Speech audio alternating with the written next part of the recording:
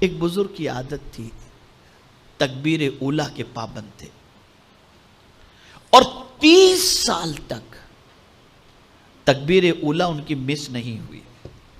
5 وقت کی نماز تکبیر اولیٰ کے ساتھ وہ ادا کرتے. ایک دن فجر کی نماز میں 30 سال کے بعد ایک دن فجر کی نماز میں جب وہ مسجد پہنچے تو ایک رکعت ان کی چھوٹ گئی تھی. تو نماز تو انہوں نے پڑھ لی، لیکن دل میں صرف اتنا خیال پیدا ہوا کہ پتہ نہیں آج لوگ کیا سوچیں کہ ان کی کیوں ایک رکعت چھوٹی. لوگ کیا سوچیں؟ آپ اور ہم ہو تو ہماری سوچ کے اوپر تو ہم تو کوئی تازیانہ یا کوئی اس کا کفارہ دینے کے لیے تیار نہیں ہوں گے، لیکن اللہ والے کے دل میں یہ خیال پیدا ہوا کہ پتہ نہیں لوگ کیا سوچیں. آنکھوں سے آنسو جاری ہو گئے. یا اللہ، تو کیا میں نے 30 سال تک تکبیر اولیٰ کی پابندی اس لیے کی تاکہ لوگ مجھے دیکھتے ہوں؟ اے اللہ مجھے معاف فرما. اور پھر 30 سال کی نماز کو انہوں نے دوبارہ دہرایا، دوبارہ انہوں نے نماز ادا کی. اس لیے کہ وہ جانتے تھے کہ دل کے اندر داغ لگ جائے اور دل میں گناہوں کی وجہ سے جو دھبا لگ جائے تو اس سے حجابات آ جاتے ہیں، پردے پڑ جاتے ہیں.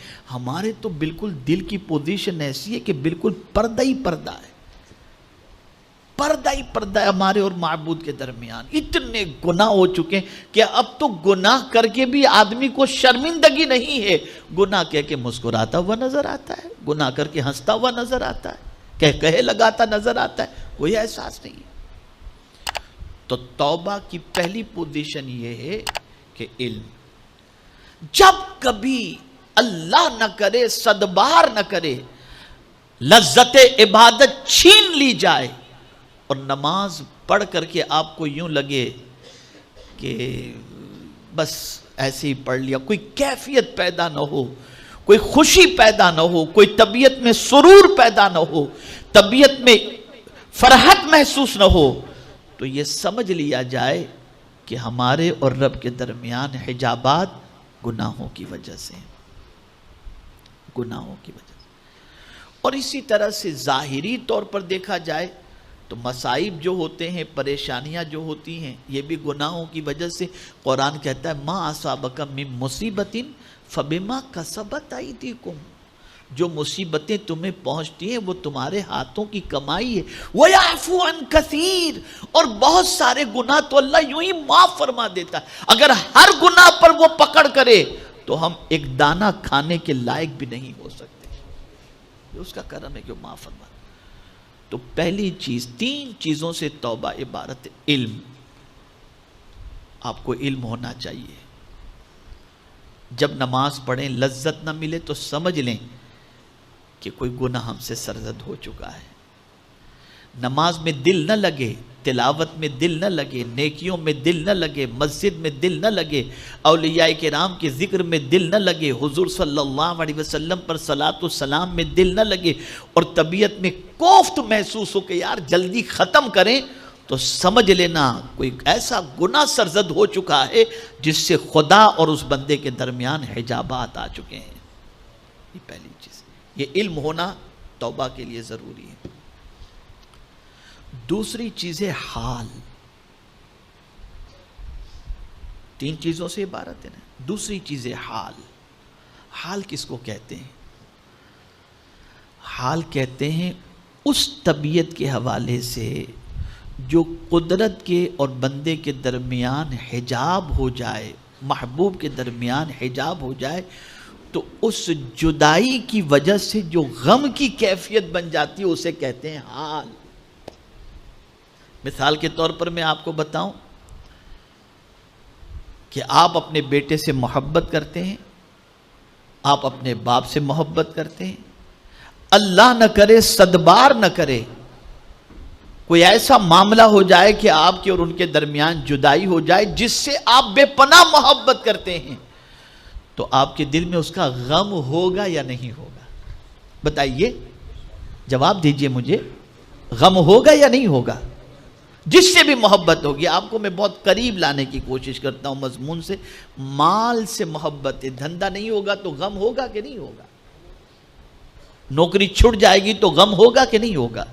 کوئی جاب کی آفر لے کر کے آئے یا اچھی رقم ہمیں پیش کر دے تو خوشی ہوگی، اس لیے کہ جس سے محبت کرتے تھے اس کو دیکھنے کا موقع ملا، اور جب اس سے جدائی ہوئی تو اس کا غم ہوا. یہ ہے حال.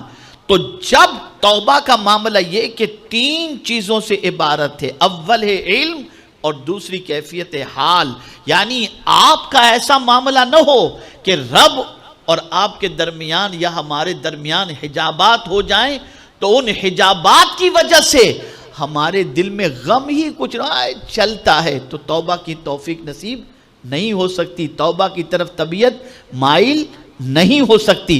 لیکن جب غم اس کا لاحق ہوگا تو بندہ اس حال کے اندر چین سے جی نہیں سکے گا. اور پھر اس کے بعد جو تیسری کیفیت پیدا ہوگی وہ ہے عمل، اور اسی عمل کو کہتے ہیں توبہ.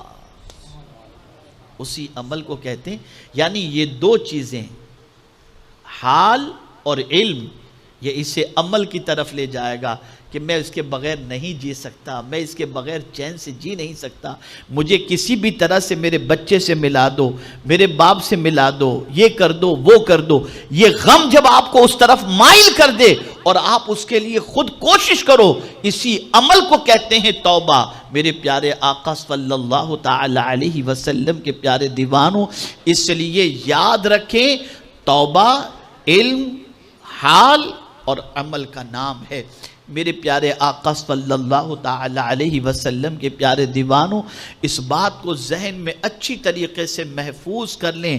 کوئی یہ نہ سوچے کہ ابھی تو زندگی ہے یار، پتہ نہیں ابھی تو میں جوان ہوں، جتنا چاہوں گناہ کر لوں، بڑھاپے میں جب موت کے قریب پہنچوں گا تو میں جو ہے توبہ کر لوں گا. نہیں.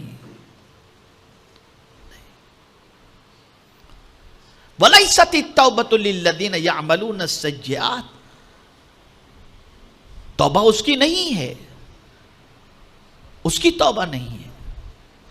جس نے گناہ کیا اور انتظار کیا موت سے پہلے کا کہ موت کا وقت آئے، اس وقت یہ کہے انی تبت الآن، اب میں توبہ کرتا ہوں، اس وقت کی توبہ اللہ قبول نہیں فرماتا. اس وقت کی توبہ اللہ قبول نہیں فرماتا.